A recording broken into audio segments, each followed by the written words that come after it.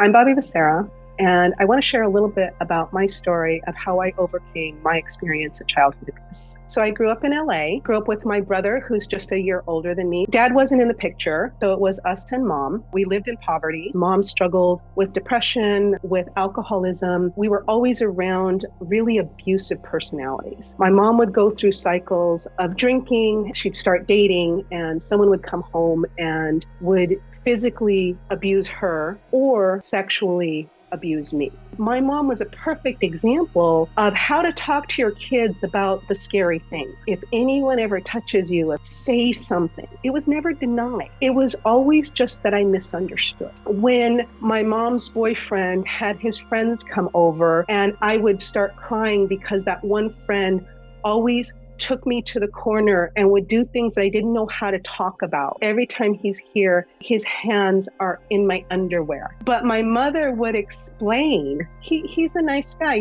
he's a friend. He didn't mean it. And there were a lot of situations in my first 5 years where it seemed I was misinterpreting a lot of things. One of my abusers was my godfather, the person who promised my mother, promised God that he would care for me. Whenever we would go to visit him, he would take me in the closet, go through motions, touching me and laughing about it, even though my family is right in the next room. And it seems so strange that there was never a problem with this. I was brought up Catholic, and one of the things that would come up a lot is, what do you do when someone does something bad to you? The answer was, of course, that a good person, a godly person, forgives. If I'm supposed to forgive and no one does anything anyway, then I guess I just got to learn to deal with it. And so I made a decision that I needed to go. And so I was 5 when I made my first suicide attempt.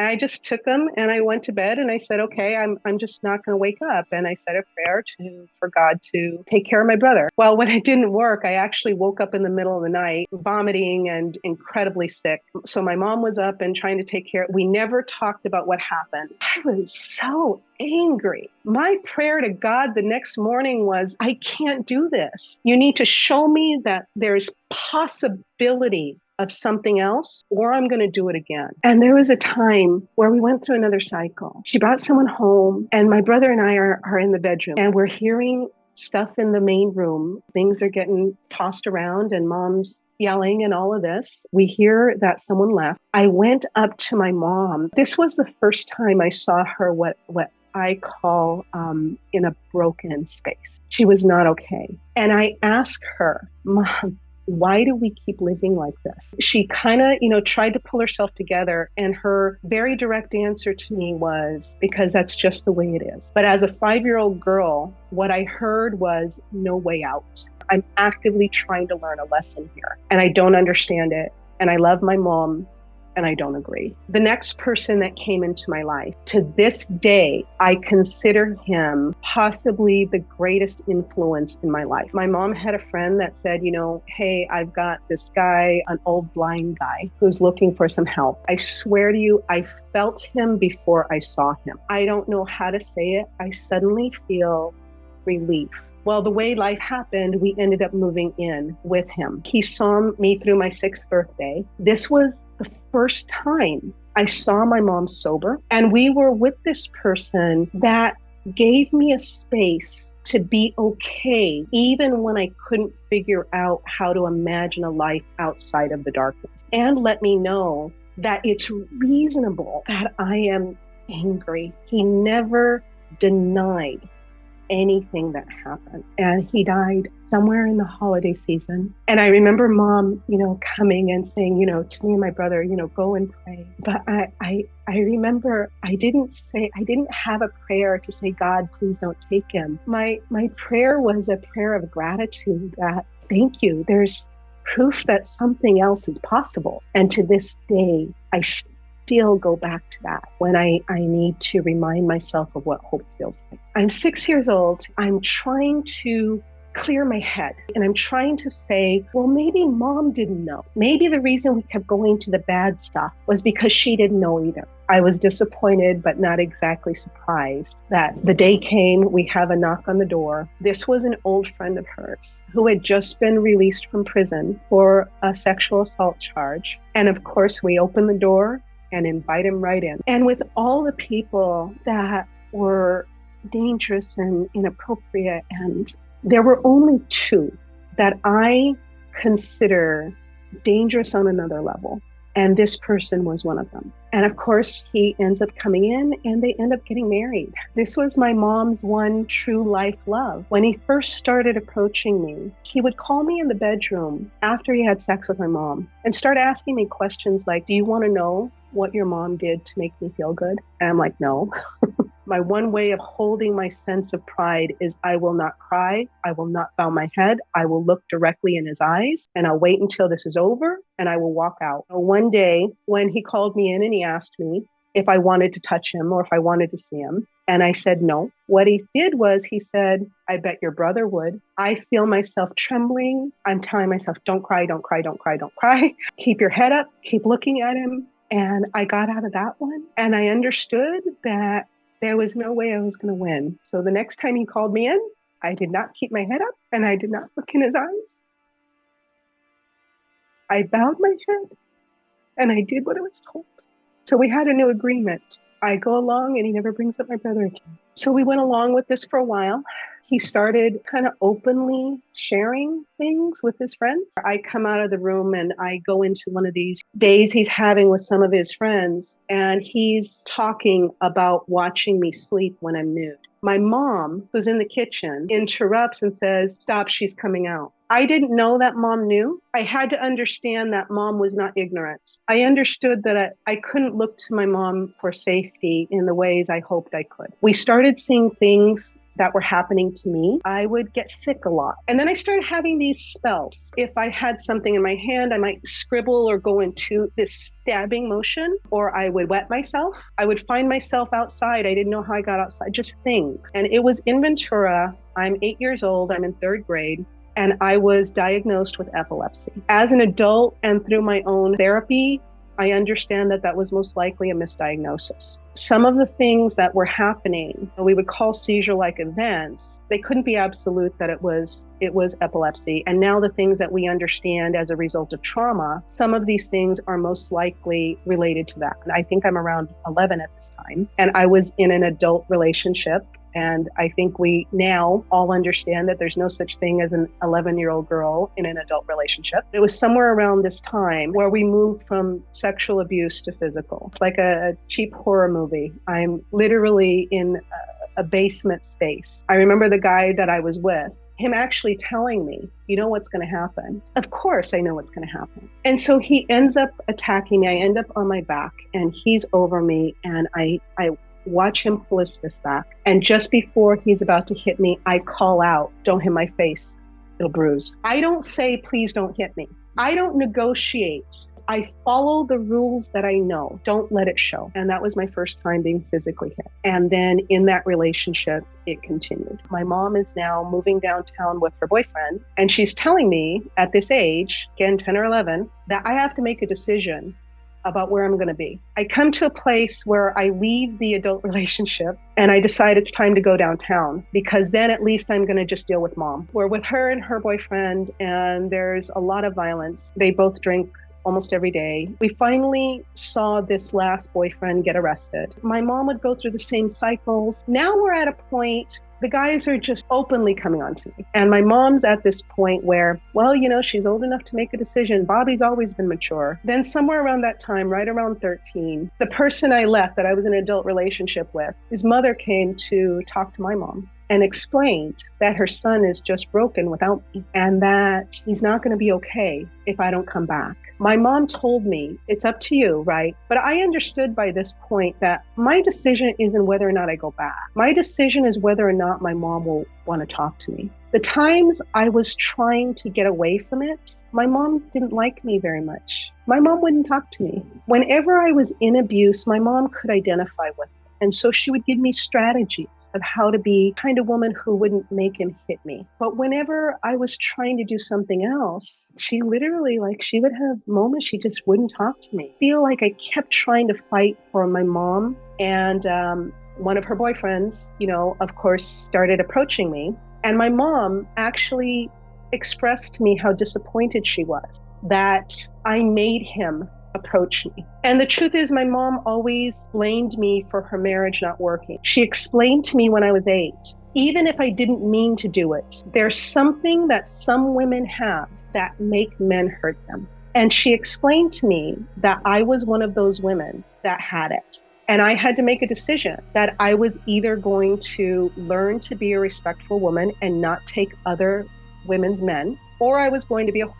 And so far, that's what I have been. If that's the truth, then what I have to do is make sure that I never have children. Because if I have a girl and she has whatever this is that makes people hurt her, then all I'm going to do is watch my baby get destroyed. So I made a decision at a very young age that I could never have children. After I went back into the relationship, I simply made the decision that I had to figure out how to make this work. Throughout my teens and my early 20s, I kept going through cycles of trying to leave, trying to figure out how to leave. I was not able to move away from a life of abuse until after my mom died, when I was 30. When we talk about why don't people just leave, do you understand what you're asking? What you are asking is, why aren't you okay giving up your entire family? That's what you're asking, because that's what it would have taken. I wasn't willing to say that I would never see my mom again. While all this chaos is happening, I was always looking for help. I was the teenager saying, there's something wrong here. I forced my family to go to counseling. I would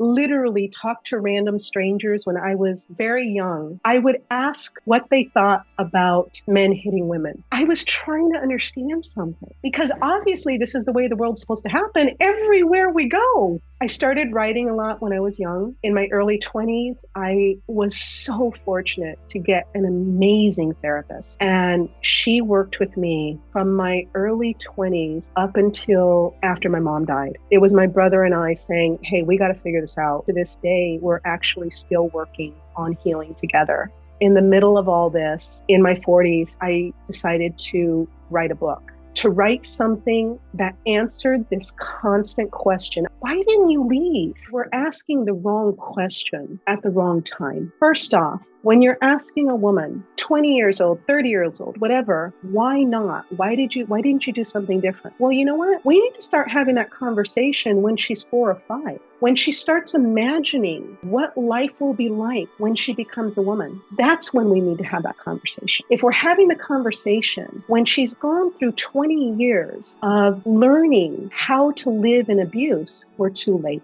And we should not be asking the question of why didn't you leave? We should be asking the question of how can you be safe to get to a place of healing? That's the question we need to ask. And so I wrote this book, including things like, how do you learn what intimate connection is? How do you learn what trust is? How do you learn what it means to say something? All of these things really come up as we look at this story. I was able to take a step back and say, wow, this young girl really did do everything she knew how to do to try to be okay. There was nothing you could have done except to try to hold some sense of yourself and be okay in this. And to this day, my brother and I still use the book as a tool for us to dig in and start talking about what wounds still exist and what do we need to do together. I would love to see the book really used as a case study. And you see this young girl learning how to look at her mother and know when her mother's present or not. And we start looking at things like, how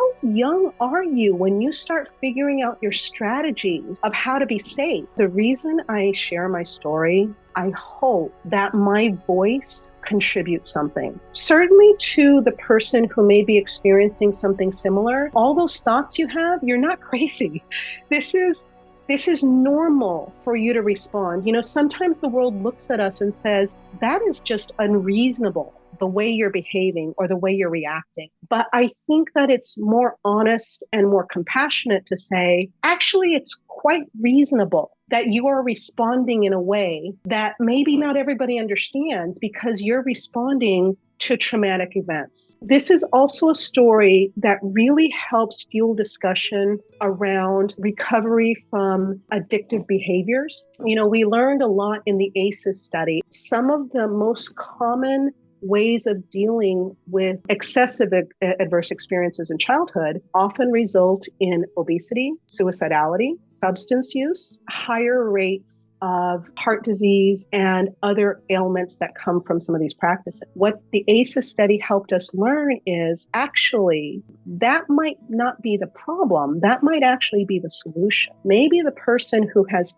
come from such intense trauma, maybe the best way they know how to be present in life is by using. Maybe the best way they know how to protect themselves is by carrying extra weight. I've dealt with suicidality for many years and I still deal with it. I've learned to say certain indicators before I get too dark. When I'm dark, I say I'm not well. That's one of the indicators. The other indicator is I can't hear music. I have no understanding or connection to melody. I have no pleasure in it. There's nothing there. So my friends understand that I'm not well right now. And now we need to start doing something to try to bring some sense of connection back to me. What we do is we say, let's figure this out now. So many times loved ones say, just tell me what you need. You got to have that conversation before the darkness comes. And then understand that sometimes the only thing as a loved one you can do is simply show up and help the person feel more present in their life. That might be the only thing. So start having those conversations early. Some of the things I've heard over and over again, what's really important is that you get to a point of forgiveness. And that's up to you to do. And what that does is it puts one more factor of responsibility on the victim. If you haven't healed, it's because you haven't forgiven. And while the truth is that's not necessarily accurate, there is no possible way to offer something to someone else without me getting some kind of benefit from it. So every time I have a conversation, every time someone is willing to dig in and start looking at things, it helps me along with my learning and my own path to recovery. What I would say to anyone in a situation where they're trying to deal with the enormous results of dealing with abuse, the one thing I would say is to remember that there's no right way of responding. The only thing that's important is for you to hold some sense of who you are. You were in an abusive situation. You were not the abuser. Once I have gone through the abuse, my job is to heal. My job is not to worry about what the world thinks of me. My job is to heal in a way where I have some connection to myself. Writing has been something so important to me. I have to get through the noise so I can figure out what I'm trying to move through. The other thing is a practice of attempting to look outside. And what I mean is the world I was in, I kept looking around, but the people in my world were all of the same kind of energy. So the only way I could imagine something different was to look outside of it. And if you don't have the freedom to physically go outside of your home or your personal space, your family space, this is where art comes in. Listening to music, seeing how artists create visions that are completely different from the world I'm in, because what it says is there's a different possibility. I am now in the safest space I have ever been in my life. I'm lucky enough to have beautiful friends. I have a job I enjoy. My day-to-day life is comfortable. Thank you so much for listening to me. I've appreciated being able to share my story. If you want to follow along, feel free to sign up on social media, or if you'd like to reach out and have a conversation, maybe to talk about this particular story as a case study, or delve in a little bit more to see how we can really expand on this, please feel free, reach out to me. I'm excited to talk to you.